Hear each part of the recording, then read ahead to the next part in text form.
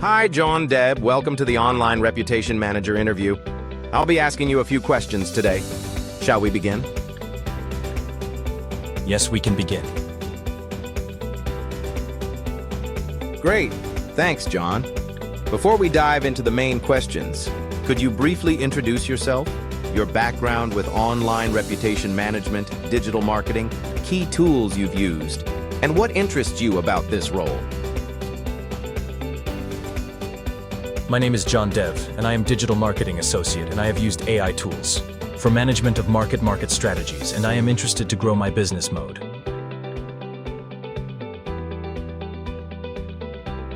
Thanks, John. Could you share one concrete example of an online reputation task you handled, like responding to reviews or monitoring brand mentions, and name the specific tools, AI or otherwise, you used? That candidate Shu described about the tool. And yeah, I have also used to one of tool that OpenAI, and it was a great tool to create content and generate text and affiliate marketing and strategies. And we can create more content and images.